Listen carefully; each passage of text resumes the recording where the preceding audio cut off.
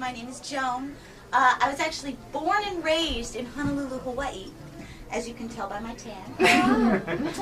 But now I live in Las Vegas. Brought my crystal ball all the way from Las Vegas. It didn't work. So I thought I'd bring it here. Does some cool stuff. Can make it float.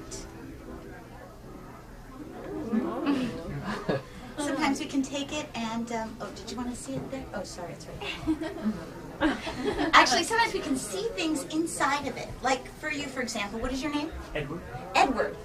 Edward, I'm seeing, okay, I'm not going to tell him about that. I'm seeing animals. Do you have any pets? No. I'm seeing rabbits. You don't have any rabbits? No, because you look like a cute little funny bunny rabbit type of guy. No? Well, if it's not yours, I'm just going to take it back from you then. So the crystal ball never lies. Not your rabbit, Edward? No. Okay, so we'll just take it right here. Watch very carefully as it jumps right back into the bag. There you go. Now, can you just give it a little squeeze for me there? Perfect. We'll take the rabbit right there. Oh. And there's two. But that's not important. That's just splitting hairs. Edward, can you come up here? You don't mind if I borrow him for a second? Face down. Smile. Perfect. Hold out one hand. Good choice. Now this one is going to go into my hand. This one is going to go into your hand. Close it up tight. I do a wave. I do a snap. Now mine has disappeared. Did yours disappear? Nope. I guess I have it. How about now? It's still there. Open up your hand and see what happens. Oh, Don't worry, Edward. It's not your fault. It's because this rabbit, he's like Houdini. It's true. Watch. We take the rabbit, we place it inside the bag. Now, can you look right over there? Do you see any rather large holes there? no. And yet the rabbit comes right out.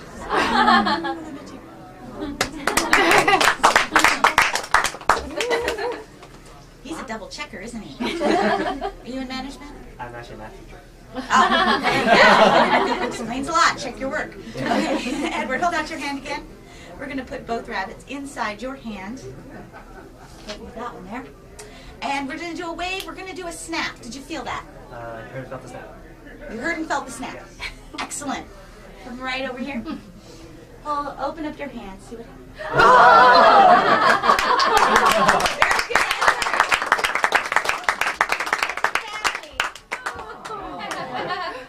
How cute. I just hope they don't keep doing that.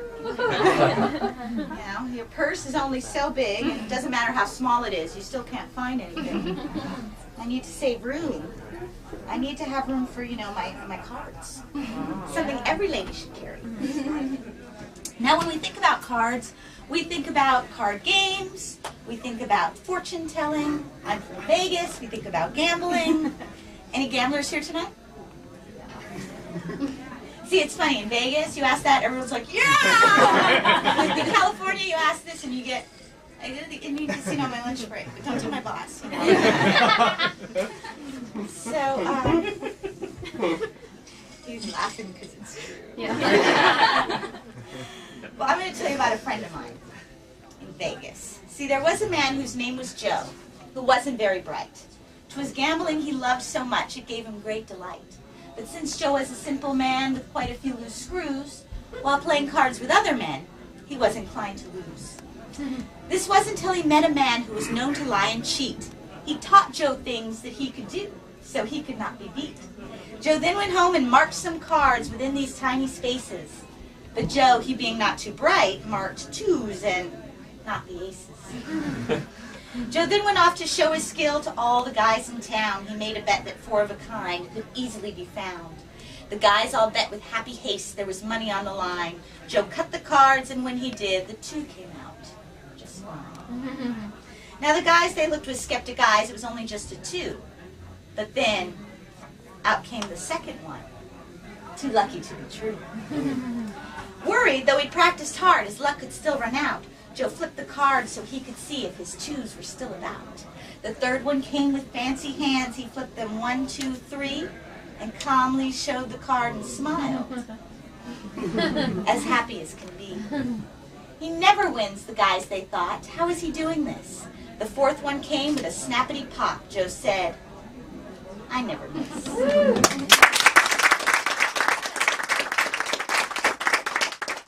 Now, the guys all took their money back. He cheated, so they said. You see, Joe marked the cards in blue, while the deck was all pure red.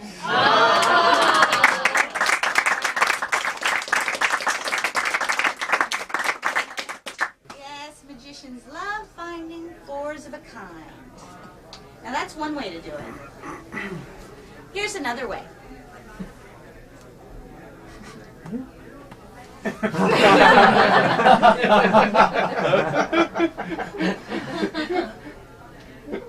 Thank you. Now, before I go on, I have to explain something. You see, the Magic Castle, yes, it's a magic club, but believe it or not, sometimes in these shows, magicians actually come to watch. I know. But so sometimes they see my show. They know what I do. They know how I do it. They're magicians. They have the same powers as me. They sign their name in blood and everything. So instead, sometimes I like to show them a feat of skill. So if we take the aces and place them on top of the deck, there's not much skill in finding them because you see they are still on top of the deck. Right. But sometimes we can take these aces and actually shuffle them into the center. And that makes my life a lot more difficult. But some people might be thinking, well, you know, whenever a magician shuffles, they're not really shuffling. Those aces are still right on top. See? I really shuffled. But just in case any of you are in doubt, we're going to do what we in magic speak call a pharaoh shuffle. It has nothing to do with Egypt. It's actually spelled with an F. And it interweaves the cards 1 to 1 to 1 to 1. I'm going to bring them right over to you. What is your name? Margaret. Margaret. Margaret and Edward. Edward's the math teacher, so you got to watch out. Can you guys check that out? Can you see that those are really interwoven together? 1 to 1 to 1 to 1? Yes? Yes, they are. And I'm going to push them in together so they're really going in together. Yes? Yes. All right. The whole audience was counting on you right there. So I don't know exactly where these aces are because they're all mixed together. So there's only one thing left for me to do to find them. Guess. Here we go. First ace should be right about there. Whoa. Now I want to show you, if I had cut one more card, total disaster. Okay, that's one down and how many? 3 left? 3 to go? Okay. Ace number 2, right about. Oh. Yeah. Not next to each other.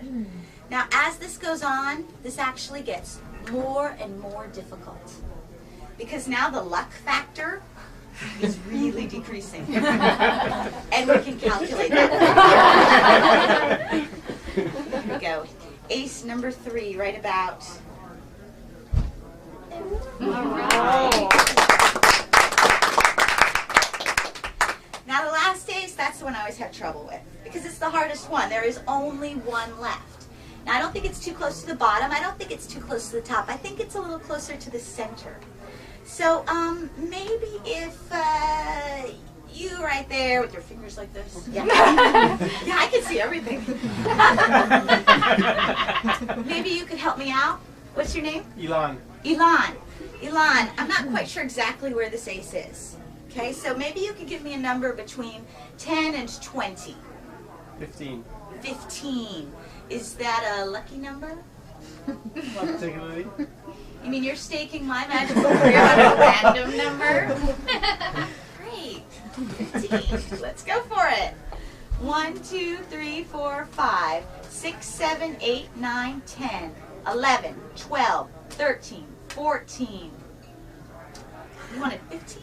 Oh, thank goodness.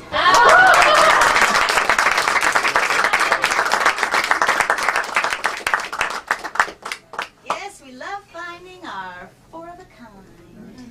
I think that's because secretly we all want to be like, riverboat gamblers, all suave and cool, and have, four of a kind in our hand. And not a bad hand in poker, really. But there are other ways to gamble besides with cards. Has anyone ever played a little game called craps? Few of you? Excellent.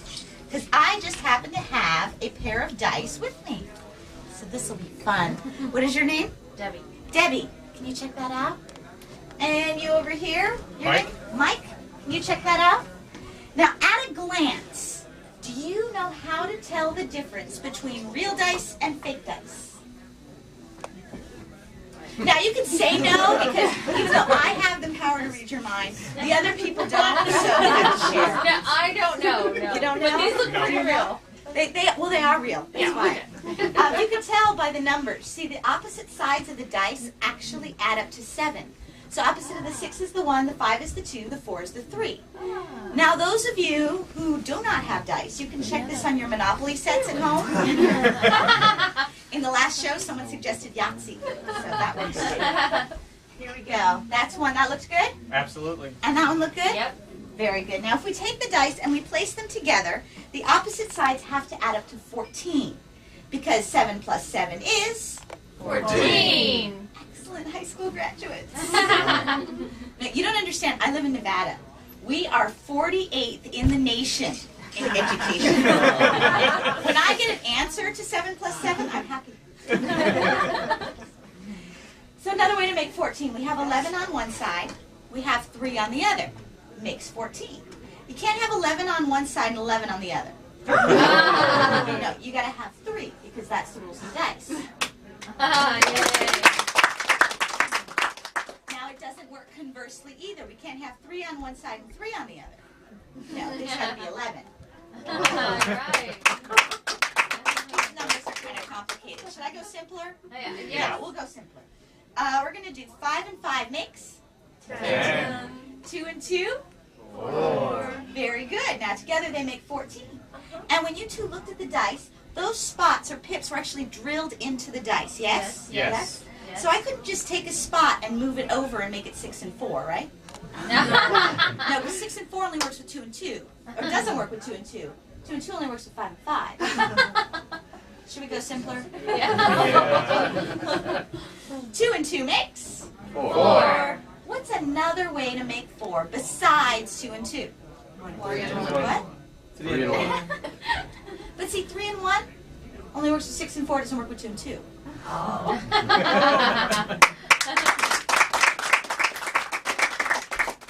I know what some of you are thinking. You're thinking, she's doing something so quick that I can't see it. I don't know what she's doing. Now, right here. Right here. I'll tell you what, this one I'll go very slowly so you can study my every move. We have 6 and 3 makes 9, 4 and 1 makes 5. That one is on your right-hand side, correct? Mm-hmm. Yes? 6 and 3, a brush of the hand. I'm going to go very slowly now. So watch very carefully. Watch the hand very carefully, because here it comes. Now where's that one? But you got to keep watching, because a little bit of a shake jumps right now.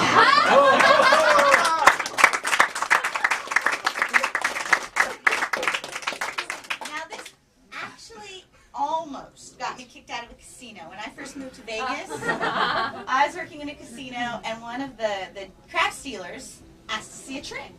And so I was like, okay, so I reached over onto the table, picked up the dice. Mistake number 1. Mistake number 2 was showing him that he had 1 on one side, then he had 2, 3, then he had 4, 5, then he had 6, and that's when the pit boss called security.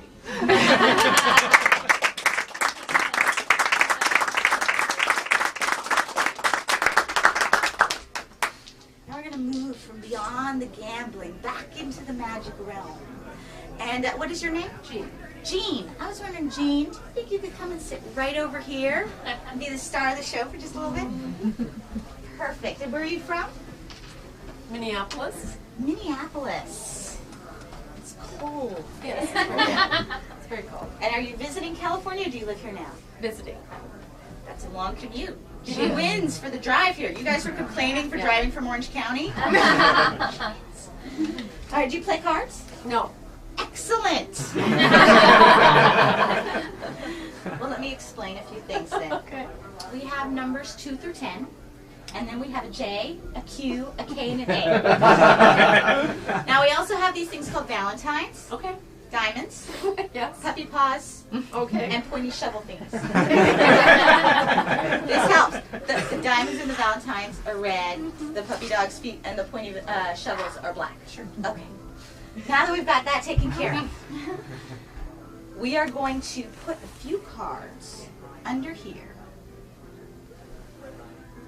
We're gonna save those for later. We're not gonna look at them until it's time. The next thing we're gonna do is we're gonna have you select a card, but we're gonna have you select it in a very interesting way. Okay? You get to come up with your very own magic word. Now don't pick up something like, abracadabra or hocus pocus, because you know what, they've been done. Instead, I want you to pick something that's short, sweet, one syllable, boom, got it in your head word, one you won't forget. Okay. Okay, got it? All right, I'm going to riffle down the cards, and when you want me to stop, you are going to say aloud your magic word. Okay. Blast. Blast. Very good. Hold out one finger and place it right on top of the card there. Because I don't want you to look at the card yet. Because I know you got glasses on top of your head, and I don't want you to think that I'm trying to see the reflection in them or something like that. I also don't want you to show the card to any of these people, because one of them might know me and might try to help me out, and then I'd have to tip them at the end of the show, and I don't have that. So instead, we have a card box right here. If you could take the card and place it inside the card box for safekeeping. Do we need to look at it? Not the card, no, but you can look at the box. Like look at the box. Okay. You'll see the card later. Now I don't know your card, you don't know your card. None of these people here know your card. No. Nobody. But the cards, they know which card is missing. Sure. Yeah, some people use cards to tell the future. Some people use it to make a tough decision in life. Not me. I use them to find other cards. Doesn't get me a job with Miss Cleo, but gets me a job here, so I'm good. Let's see, I'm going to try to get a sensation from some of these cards right here. Like this card is telling me your card is not really a low card. It's no, you're going to have to take my word for it on this card. This card is telling me that it is not the Joker. Well, there's 2 Jokers in a deck, so I guess that makes sense. Let's see, this card right here is telling me that your card is a red card. All right, so that narrows it down to a few suits. This card right here is telling me that it is not a face card, and this card right here is telling me that you're going to think this trick is totally cool. Actually, no, this card is going to point its way right over to the mate of your card, the 10 of hearts or Valentine's. Do you know what a card mate is? No. Well, I'll explain.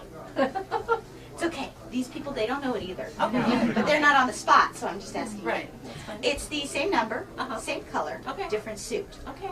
So what is the other red suit? That would be the diamond. So if the 10 of diamonds was inside that card box, would that be pretty cool? That'd be pretty cool, yeah. Let's check it out. Do you want to do the honors?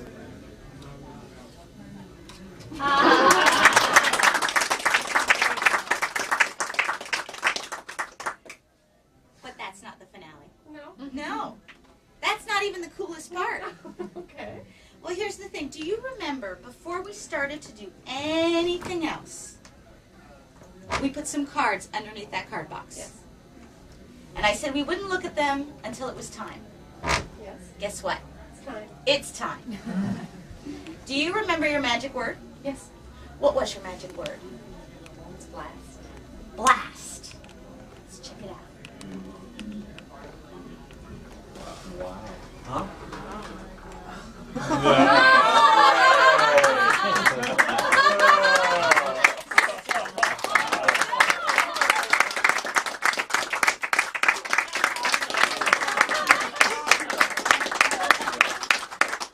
Ladies and gentlemen, thank you. Awesome. Wow.